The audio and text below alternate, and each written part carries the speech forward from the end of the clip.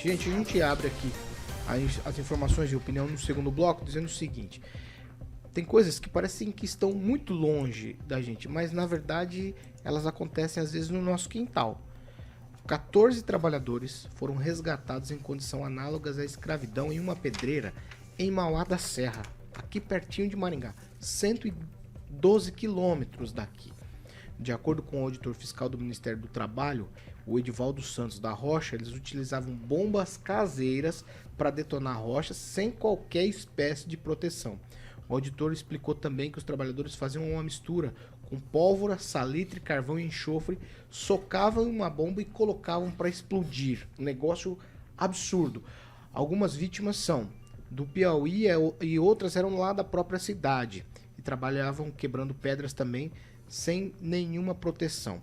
Viviam em situação insalubre.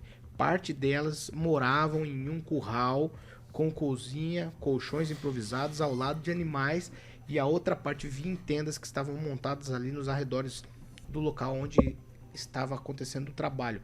Além disso, os trabalhadores também precisavam custear gastos com alimentação e produtos pessoais e não conseguiam pagar as dívidas. As dívidas que eles contraíam com o empregador eram maiores do que os recebimentos. E todo esse caso foi desbaratado na segunda-feira, dia 27, conforme consta lá no Ministério do Trabalho. Os responsáveis pela pedreira e pela contratação dos trabalhadores foram autuados por trabalho análogo à escravidão e o local foi interditado. Kim, eu vou começar com você. Essa aqui, coisas que parecem que a gente às vezes fala lá do norte e nordeste e tal, mas tá aqui, 112 quilômetros, muito próximo da gente. Pois é, e o caso aqui é o seguinte: nós achamos que isso não acontece e não deveria acontecer, mas infelizmente aqui perto, e vai saber em outras regiões aí, se a gente pegar realmente fazer essa fiscalização do Ministério do Trabalho, e ir atrás dessas empresas aí que acabam acolhendo as pessoas, tendo dormitório, sobretudo essas empresas que têm dormitório para os empregados ir lá dormir, tem que verificar exatamente se ele está sendo descontado o dormitório, a comida. Isso aí é completamente ilegal. Isso aí sim é análogo à escravidão. Então eu acho que o Ministério do Trabalho tem que, junto com o Ministério Público, tem que realmente fazer essa averiguação, porque esse tipo de coisa ninguém pode ficar impune, né? É escravidão, gente. Nós estamos falando sobre questões que há muito tempo nós achamos que deveria ter parado, mas até hoje, pelo jeito, está aí. Professor Jorge. O Paulo, essas notícias de trabalho análogo à escravidão, esteve aí na imprensa nacional e internacional o caso do Rio Grande do Sul, né? Aquelas marcas de vinhos, né? Inclusive o Ângelo publicou uma imagem, uma fotografia em que o rótulo dela era aquelas figuras na escravidão.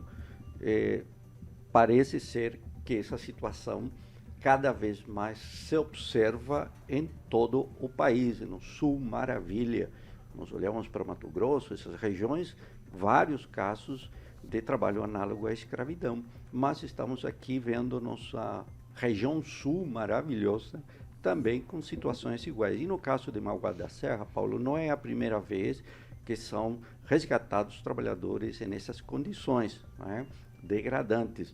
Já em 2022, lá por agosto, em Mauá da Serra, também um outro trabalhador de uma fazenda.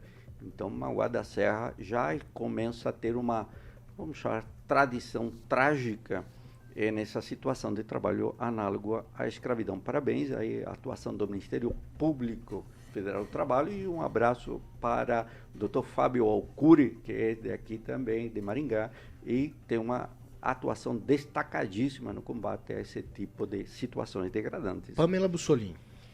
Então, Paulo, essas situações aí que são... Vira e mexe, né, acontece.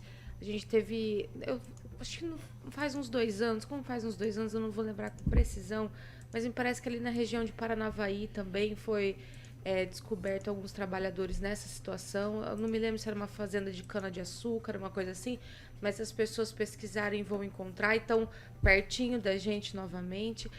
Infelizmente, esse tipo de coisa acontece, e até com empresas grandes, né? O professor citou né, as vinícolas lá no Rio Grande do Sul, mas também teve a Zara, por exemplo, com essa situação, né, que é uma marca de roupas, outras marcas de roupas também, porque na hora de terceirizar alguns trabalhos, né, essa pessoa que é responsável, né, pelos empregadores, né, que vende essa mão de obra como um terceirizado, às vezes eles praticam essas coisas horríveis. Então é interessante e muito importante que a empresa, sempre que contratar, não sei, acho que não foi o caso dessa questão aí de Mala da Serra, mas como nós estamos falando num contexto geral dessa questão de escravidão, de trabalho escravo, é sempre importante que as empresas que contratam terceirizados, como quem falou, pessoas que dormem no local, né? Por exemplo, na questão das vinícolas ali, eles contratavam aqueles terceirizados para a época da vindima, né? Que é a colheita da uva, mas é importante estar acompanhando onde essas pessoas estão, como elas estão sendo tratadas por essa empresa que está sendo contratada, porque depois você pode ter o nome, né, de uma empresa vinculada a esse tipo de coisa e realmente é algo assim que assusta todo mundo, né, queima a empresa e com razão, porque a gente está em pleno 2023 e ver situações como essa são chocantes para todos nós, né? Então é importante sempre que as empresas contratem uma terceirizada, preste atenção e, claro, nesses casos pontuais, né, como me parece que é o caso de Mala da Serra, que o Ministério Público, que a polícia esteja atento. Afinal de contas, né, até cidades pequenas, assim, você vê um grande grupo de trabalhadores chegando, geralmente eles são trazidos de fora, de locais longe, né, da família e tudo mais, dificulta pedir ajuda. Então é sempre bom tá atento a essas situações, porque realmente é muito triste a gente né, pleno 2023 vendo questões de trabalho escravo. Fernando Tupan, sua vez, 1 minuto.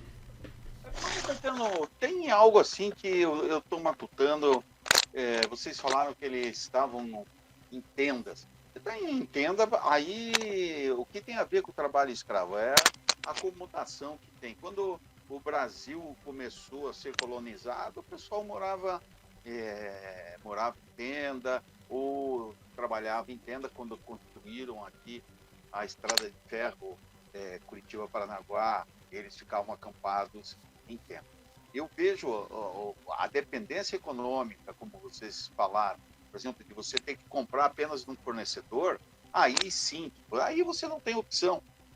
Tem que ficar bem claro, assim, as leis trabalhistas brasileiras estão com algum problema que deveria prever isso. Se você contratar uma pessoa e levá-la para trabalhar de Curitiba, vai trabalhar lá em Cerro Azul, por exemplo, ele tem direito a diárias, além do salário dele, e isso seria o correto. E isso a legislação trabalhista deveria prever, e é uma coisa que não prevê, não é isso, Pamela e professor?